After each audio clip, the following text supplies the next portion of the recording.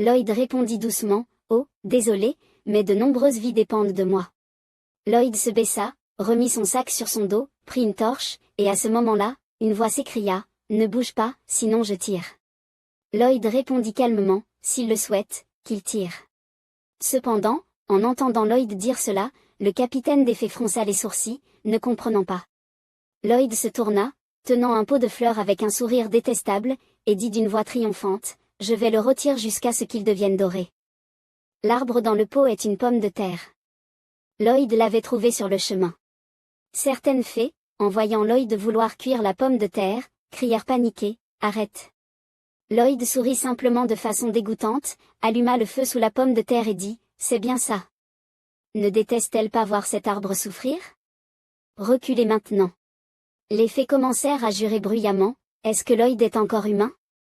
Tu es un sale méchant. C'est vraiment cruel. Lloyd sourit simplement et dit, bien. Bien. Merci pour vos compliments, maintenant, pouvez-vous reculer?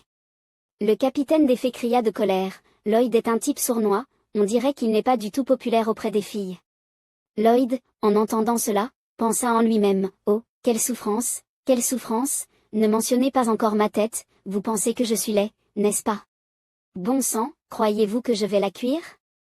Les fées continuèrent à crier, arrête, Lloyd, tandis que Lloyd avançait, leur ordonnant de reculer. Bientôt, ils arrivèrent au bout du tunnel.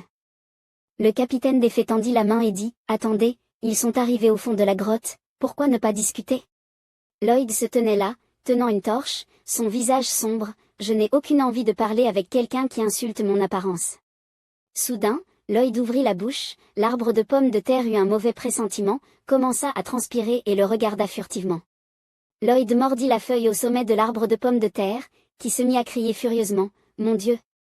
Il va me brûler, c'est encore plus chaud que la salive de Lloyd. Lloyd, tenant la torche, demanda aux fées de grimper. Elles répondirent précipitamment, d'accord, elles montent maintenant. L'arbre de pomme de terre se mit à crier comme une guerre psychologique, oh mon Dieu! Ce salaud, arrêtez!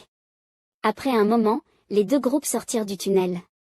Lloyd se tenait là, mordillant la feuille de l'arbre de pomme de terre, pensant, on est dehors maintenant, Ravière va plus facilement me retrouver. Ravière devrait apparaître bientôt. Mais si d'autres fées le voyaient d'abord, cela signifierait la fin du jeu. Alors que Lloyd réfléchissait, il sembla remarquer quelque chose.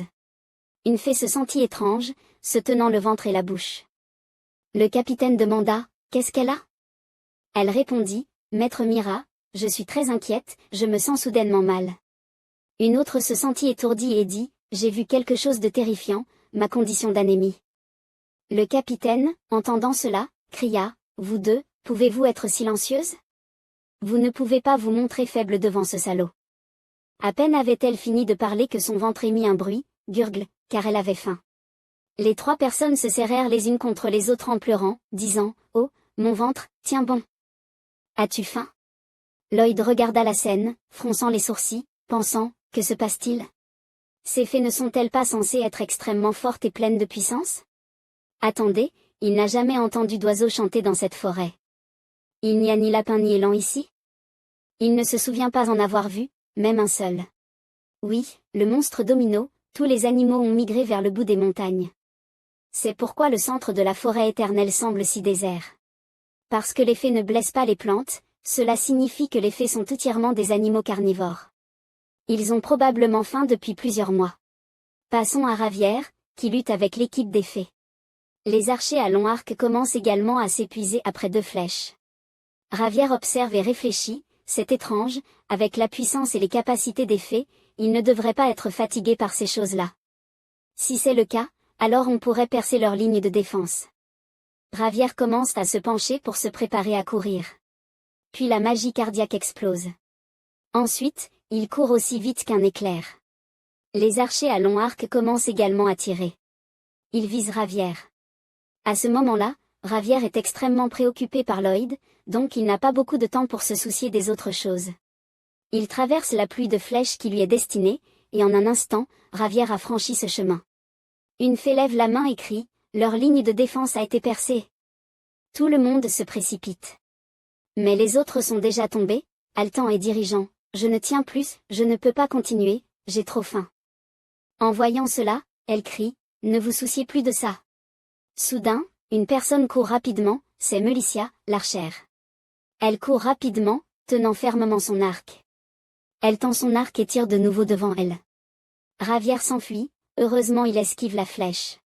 Mais la force de la flèche le projette et il heurte un arbre à proximité. Melissa saisit immédiatement la flèche et se précipite vers l'avant, la plantant violemment vers Ravière. Mais Ravière esquive rapidement. Melissa le poursuit immédiatement. Elle tire une autre flèche, mais Ravière l'esquive encore. De l'extérieur, les autres fées crient, « Tenez bon jusqu'au bout !» Soutenant Melissa, elle tire une nouvelle volée de flèches. Dans la nuit silencieuse, la lumière de la lune se répand et une feuille tombe doucement. Ravière apparaît en marchant sur les feuilles. Puis il court aussi vite qu'un éclair, pensant, « Je devrais protéger l'enfant du Seigneur, l'héritier, protéger Lloyd à tout prix. » Les fées sont étonnées de la dextérité de Ravière et disent, « C'est vraiment un monstre, ce mouvement, même après des centaines d'années d'entraînement, nous ne serions peut-être pas aussi habiles. » Ravière marche sur quelques branches et court. Derrière lui, des flèches volent en rafale. Il saute sur une autre branche. Puis il continue de sauter. Melissa, derrière, a déjà perdu patience, elle tire 2 flèches à la fois, prête à attaquer. Finalement, Ravière atteint un arbre d'Hélénia. Il crie à haute voix, « Jeune maître !» Passons à un autre endroit, sur une pierre, où plusieurs morceaux de viande crépitent, émettant une odeur alléchante. Lloyd et quelques guerriers fées sont assis ensemble en train de manger, et, entendant un bruit, ils se retournent. Ravière vient de courir comme s'il était poursuivi par un chien et voit les divinités en train de dîner avec les fées. Lloyd demande à Ravière, « Où étais-tu tout à l'heure? Tu viens de revenir du champ de bataille ?» Puis Lloyd se désintéresse et tourne à nouveau la tête pour continuer à cuire la viande, en disant, « Cette pièce est trop cuite, mange vite, c'est du porc, il faut bien le cuire. » Lloyd se tourne vers Ravière et lui dit, « Pourquoi tu restes là? Viens t'asseoir. » Bientôt, Ravière arrive et s'assoit pour rejoindre la fête. Lloyd présente les autres, « Voici Ravière, mon chevalier de garde. » La chef des fées dit aussi, étonnée, « Quoi? Lloyd n'est-il pas un serviteur? » Lloyd répond, « Pas du tout. » Lloyd présente Ravière, « Voici Melissa, la chef du clan des fées. » Melissa, en embrochant de la viande, dit, « Ravi de te rencontrer. » Ravière est toujours perdu dans ses pensées, il n'a pas encore récupéré de la surprise, alors il reste là sans dire un mot. Lloyd crie, « Il est temps de saluer, va lui dire bonjour. » Melissa mange et demande, « Si on peut dire directement, y a-t-il de la place pour nous? » Lloyd répond, « Bien sûr qu'il y en a. » Entendant cela, Melissa se retourne et crie, « Venez ici, Melissa. » Une autre personne rejoint la fête, et Melissa dit, « Michi est affamé depuis plusieurs mois, peut-on lui donner plus de viande? » Lloyd sourit et tend la main, ils peuvent manger autant qu'ils veulent, cette fois, Lloyd a apporté beaucoup de nourriture, servez-vous. Et ceux qui sont derrière lui, debout là, devraient être rassasiés rien qu'en sentant l'odeur de la viande, non? Les fées derrière eux, en sentant l'odeur de la viande grillée, ont les yeux qui brillent et la bouche qui salive. Melissa lève un morceau de viande, prête à manger. Mais elle mordit sa lèvre et s'arrêta. Lloyd sourit et dit, et les autres fées mâles attendent patiemment. Leurs femmes viennent de revenir de la chasse, elles doivent être affamées. Une personne ne put s'empêcher de pleurer à haute voix, et une autre la consola douloureusement, arrête de pleurer, idiote. Lloyd continua, et les enfants? Combien de temps les anciens peuvent-ils supporter la faim? La faim ou la loi de la jungle, lequel d'eux les tuera en premier? Qui sait? Foutu. Les larmes m'aveuglent. Le visage de Lloyd était en larmes de tristesse, mais son sourire était répugnant comme s'il célébrait. En entendant les paroles de Lloyd, Melissa pleura aussi. Les fées derrière elle faisaient de même. Melissa serra les dents, les larmes tourbillonnant dans ses yeux. Lloyd dit, « Alors, pourquoi ne commencerions-nous pas les négociations? » Melissa répondit qu'elle ne négocierait pas avec les humains. Lloyd sourit en sortant un pot de pommes de terre magique, et dit, « Qu'a-t-elle dit? Qu'est-ce qu'elle raconte? Vous avez déjà négocié, non? Je vous ai dit que si vous reculez, je laisserai cet arbre en paix. Parce qu'elles ont faim, nous avons mangé de la viande ensemble pendant les négociations.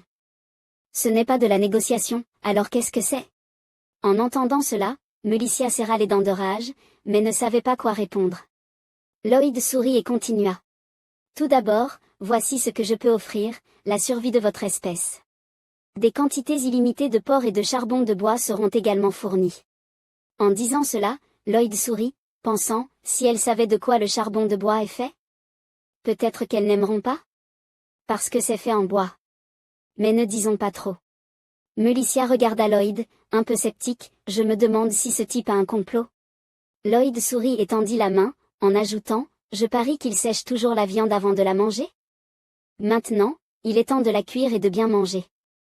Je vais aussi leur construire CO Bingo gratuitement pour conserver la viande. Melissa tomba dans le silence, réfléchissant. Puis elle demanda, en échange, qu'est-ce que Lloyd veut? Lloyd dit qu'il voulait aussi survivre. Si elle n'était pas d'accord avec cette négociation, tout son peuple mourrait de froid. Alors, donnez-lui un peu de résine d'Elenia chaque mois, et tout le monde sera sauvé. Bien sûr, il leur enseignera comment récolter la résine sans nuire aux arbres. Si les fées participent au travail, le transport de la viande sera plus rapide. Il pourrait diviser environ 100 personnes en deux groupes, un groupe portant la viande, l'autre l'aidant à construire des maisons. Elle pensa, vivre ensemble. Après avoir entendu les paroles de Lloyd, les fées dehors crièrent, Melissa, tu ne peux pas faire ça, les humains sont toujours pleins de mensonges. Melissa resta silencieuse, réfléchissant, elle se rappela la conversation précédente avec sa mère. Melissa, ma chère fille. Écoute, maman a vécu dans un endroit appelé Gabon, et elle a eu des contacts avec les humains. Mais leur durée de vie est trop courte, ils veulent profiter de trop de choses. C'est pourquoi ils deviennent gourmands, hypocrites, et font beaucoup de mauvaises choses. Donc, Melissa, quand tu rencontres des humains, tu ne peux faire confiance qu'à ceux qui peuvent vraiment être tes amis. Toutes les fées restèrent silencieuses, attendant la réponse de Melissa. Lloyd aussi resta silencieux, fixant Melissa, attendant. Melissa avait du mal à choisir, d'un côté le conseil de sa mère, de l'autre la survie du clan entier. L'atmosphère tomba dans un silence, tout le monde attendait. Finalement, Melissa prit la parole, elle a refusé. Elle ne faisait des échanges qu'avec ceux qu'elle considérait comme des amis. En entendant cela, Lloyd serra les dents, caressant son menton en réfléchissant, merde, ai-je frappé un mur de fer? Lloyd se rappela de son époque en Corée, qu'est-ce qu'un ami? Dans son monde d'origine, Lloyd était toujours seul. Il vivait dans la pauvreté, ne pouvait même pas prendre soin de lui-même, mais il espérait que la vie pourrait s'améliorer. Alors il s'inscrivit à un cours de construction et participa à des séminaires. Il devait ignorer toutes les critiques et moqueries, ce type n'a même pas 3000 wons, comment peut-il être ici? Il devrait partir, il sent mauvais et gâche l'ambiance. Bien que cela fût très douloureux, il devait continuer à travailler dur. Il se rendait compte que le seul moyen de sortir de la pauvreté était d'étudier encore plus. Puis un jour, il y avait de la viande de bœuf fraîche sur le grill, crépitant sur le grill comme de l'émeraude, dégageant un parfum plus séduisant que celui du parfum de camélia. Un jeune homme aux cheveux blonds sourit et dit, « Eh, Shuao, ne fais pas attention à ce que ces imbéciles disent, tes résultats s'améliorent bien. Et tu travailles toujours plus dur qu'eux. » En entendant cela, il répondit immédiatement, « Merci. » Le jeune homme aux cheveux blonds dit, « Tu sais, c'est la vérité. Ce morceau est génial. Tu vas adorer. J'aime particulièrement la viande de bœuf ici. » Il prit un morceau de viande et dit, « Merci. » Le jeune homme aux cheveux blonds cria, « Mange à ta faim. Tu n'as jamais mangé de viande de bœuf avant, hein? » Cette phrase le fit immédiatement se figer, les yeux écarquillés. Le mépris dans ses yeux. Ce sourire malveillant. Il avait vu ce sourire des innombrables fois dans sa vie. C'était comme nourrir un chien errant. Accumuler des mérites pour soi-même. Il a pleuré comme un chien misérable, mais il n'avait jamais mangé de viande aussi délicieuse. Il est vraiment un ange. En pleurant, il dit, « Est-ce que je peux avoir 2 portions supplémentaires, mon frère ?» Le jeune homme aux cheveux blonds sourit et dit, « Tu peux en avoir 3 si tu veux. » Ainsi, il devint son seul ami. Revenant à la réalité, Lloyd sourit comme un père qui a été compris par son bébé. À quoi sert l'amitié? Tant qu'il y a de la viande, c'est suffisant. Lloyd sortit immédiatement un morceau de viande de son sac à dos. Melissa, en voyant la viande, fut surprise et en saliva. Elle pensa, qu'est-ce que c'est?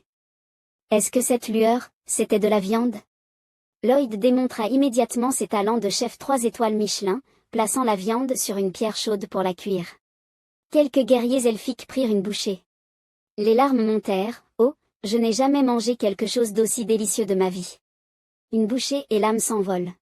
Dès qu'elle goûta la viande, Mélicia se leva la main et cria, commande confirmée. Mélicia, et les anciens, qu'en est-il de leur accord? Laissez-les aussi manger de la viande. Ainsi, les elfes de la forêt éternelle, qui n'avaient jamais eu de contact avec d'autres tribus depuis 500 ans, signèrent aujourd'hui un accord commercial avec les humains du domaine de Frontiera. Ravière, en rentrant chez lui, était très en colère, pensant, pourquoi ai-je dû me battre? Puis fuir comme un chien poursuivi par le chien du voisin? Quelques morceaux de viande ont un tel pouvoir? Les habitants du domaine virent Lloyd revenir avec les guerriers elfes et commencèrent à discuter vivement, jeune maître Lloyd. Que s'est-il passé? D'abord les hommes bis, maintenant les elfes. Et la prochaine fois, ce sera un dragon? Pas de panique, mon gars. Tout sauf un dragon. Mélicia jeta un coup d'œil en entrant dans le domaine, pensant en elle-même. Ils ont commencé par abîmer les arbres, c'était effrayant de le voir de ses propres yeux. 1968, Lloyd marchait devant, sachant ce à quoi pensait Mélicia, et dit, certains refusent de manger de la viande animale, par race, culture ou choix personnel. Chacun a ses raisons, mais un peu de côté ta rigidité, commençons à nous aider mutuellement. Il pensait que ce serait le moment où tout le monde pourrait vivre heureux. Mélicia pencha la tête et dit, je comprends ce que Lloyd veut dire, mais tu dois aussi écouter avec ton cœur. Lloyd l'entendit et cria, oui. Prends ton temps. Lloyd commença à activer son mode de manipulation psychologique et dit, continue à savourer la viande. En entendant Lloyd parler de la viande, le visage de Mélicia s'illumina immédiatement, elle salivait et dit, je pense que je comprends. La construction des complexes de miel 101 et 102 continue. Avant d'arriver dans la forêt éternelle, Lloyd était très préoccupé par la question de savoir s'il pourrait terminer la construction de la zone 102 avant que la température ne tombe en dessous de zéro. Si l'eau se fige dans le béton en dessous de zéro, cela provoquera des phénomènes de congélation et de fusion. Lorsque la température augmente et que la neige fond après l'hiver, d'innombrables gouttes d'eau jailliront de l'intérieur, endommageant le béton. À ce moment-là, le bâtiment entier se fissurera et s'effondrera. Cependant, ce n'est plus une préoccupation. Grâce à l'aide des elfes, les travaux avancent très rapidement. Grimper des murs et sauter des fenêtres, ce sont les métiers de ta tante. Mélicia, en grimpant avec le fer, dit, dépêche-toi de finir, on doit manger de la viande. La grande mobilité des elfes a permis une vitesse de construction au-delà de l'imagination. Le premier jour de l'hiver, les complexes 101 et 102 étaient déjà terminés. Lloyd entra dans un appartement avec tout le monde, tout en pensant, une fois que les tests de ces deux zones seront terminés, les travaux suivants se dérouleront en automne, avec pour objectif de déplacer tous les réfugiés.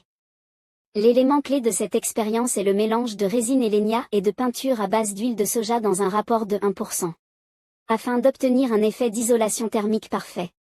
Lloyd ordonna aux soldats de commencer à peindre les conduites de chaleur. Après avoir terminé le travail, Gray rapporta, de l'étage 1 à l'étage 8, toutes les conduites isolantes ont été terminées. Lloyd, ayant entendu le rapport, confirma et dit, très bien. Faites descendre tout le monde et commencez à chauffer. En bas, une énorme machine émettait de la vapeur blanche. Les conduites commencèrent à devenir rouges. Lorsque Lloyd et les autres entrèrent dans le laboratoire, la pièce était aussi chaude qu'un sauna. Finalement, c'était un succès. Lloyd sortit et cria, tout le monde est prêt à emménager. En entendant Lloyd dire que tout le monde pouvait commencer à emménager, Ravière s'avança rapidement et dit, il pense que la première priorité est de... Avant qu'il ne finisse, Lloyd interrompit en fronçant les sourcils, il neige tellement, va t'occuper de ça. On en parlera plus tard. En voyant que Lloyd ne prenait même pas en compte son avis, Ravière fronça les sourcils et se fâcha. Lloyd se tourna vers Bayan et donna des instructions, commencer par les familles avec enfants, ensuite les personnes âgées et malades, selon leur état de santé. Bayan s'inclina et répondit, à vos ordres, jeune maître. Lloyd continua, ceux qui ne peuvent pas emménager aujourd'hui auront une chambre en dôle, le nombre de chambres correspondra au nombre de personnes, personne ne devra souffrir de la faim ou du froid cet hiver. Ravière, restant derrière, écouta toute la série d'instructions de Lloyd, et resta soudainement figé. Il pensait lui-même soulever cette question, mais Lloyd avait déjà tout prévu. De son côté, Lloyd, tout sourire, calculait, je dois faire ça. Ainsi, ils me devront une faveur, et ce sera plus facile de me demander de l'aide plus tard, Lloyd dit à Ravière, allez, allons voir le baron, nous n'avons pas encore terminé les préparatifs pour l'hiver. Ravière, en marchant,